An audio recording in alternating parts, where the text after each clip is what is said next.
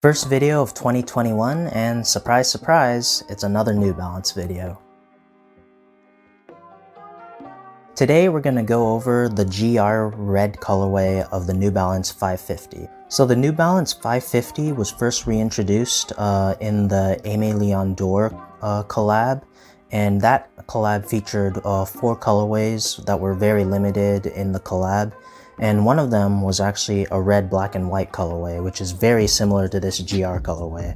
Now, this GR colorway released near the end of 2020, and it seemed to release almost everywhere except America, which kind of sucked.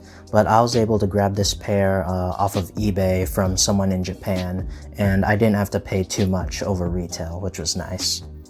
Now, the shoe itself is very similar to the ALD collab with some very minor differences. For example, the midsole on this pair is a normal white, whereas the ALD collab is more of an off-white colorway, which gives the shoe a vintage look.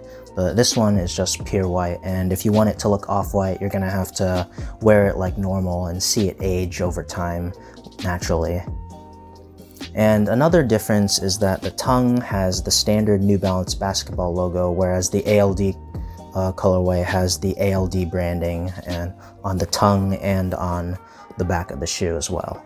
So the New Balance 550 is mostly made up of this solid, smooth, full grain leather, and it's pretty solid. Like, it's good quality, but it isn't soft like some Jordans or other New Balance leathers, so it's not really soft, but it's kind of stiff on foot, as I'll describe later.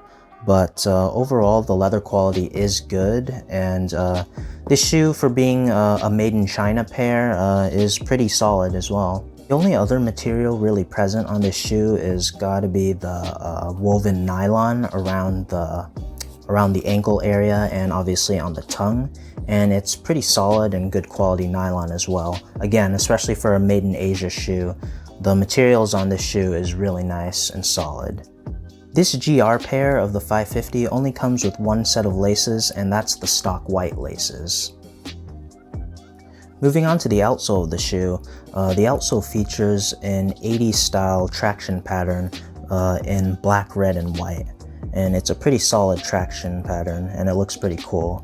Moving on to the insoles of the shoe, the New Balance 550 actually features ortholite foam insoles, which is really nice, and it provides some solid comfort. And it also features a white NB logo screen printed onto the insole as well as some nice art support for, well, art support. I actually forgot to do this earlier, but the New Balance 550 general release colorway actually comes in a standard gray New Balance box. Nothing special, especially compared to the ALD colorway, but obviously that was a collab, so this colorway just comes in a standard New Balance box. So now that the overview is out of the way, I'll lace these up and I'll show you how they look on feet.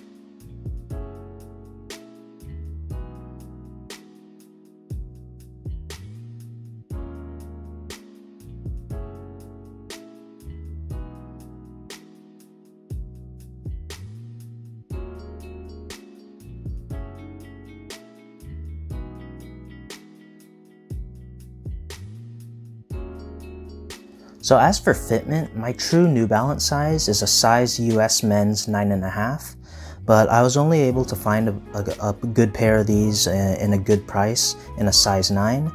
And after wearing these initially, they do feel a little tight, so I feel like if I were to get these in a 9.5, I would say they fit true to size. They only feel a little tight, and that extra room around the toe box would be better for me. So I would say if you're gonna buy these, I recommend going with your true size. But if you have the chance to try these on before you buy them, I definitely recommend you do that since everyone's feet is different.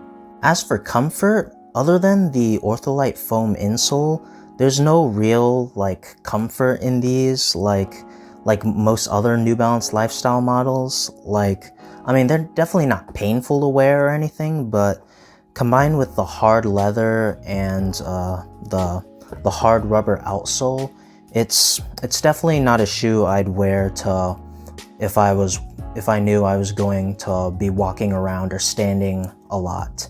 Like they're not the most comfortable shoe in the world. They're mostly it's mostly a shoe you throw on for looks. If you're gonna be walking around or standing for a long period of time, you're better off going with a regular New Balance lifestyle model or Fresh Foam X or like Adidas Boost or Nike React. Like this shoe is not that comfortable on feet. And as for the hard rubber, initially the rubber feels kind of tight around my feet, albeit this shoe is half a size too small for me. But hopefully after they're broken in, the rubber will soften up a bit and they'll be a little more comfortable as time goes on. Because I will say this shoe is definitely meant to be worn. It's a solid pair, it's a solid looking pair of classic basketball shoes, and they'll definitely look great as time goes on, as the leather starts to crease and as the midsole starts to fade, just like the ALD colorway. It's a nice retro style 80s basketball shoe, and I'm really glad they brought these back into GR colorways. I'm really excited to see New Balance bring back more colorways of the 550, and hopefully they actually release in America so I can get these at retail. Overall, the New Balance 550 in the GR red colorway is a really solid looking shoe. Not the most comfortable shoe in the world, but it's a good lifestyle shoe, and it'll go with a lot of good outfits as well.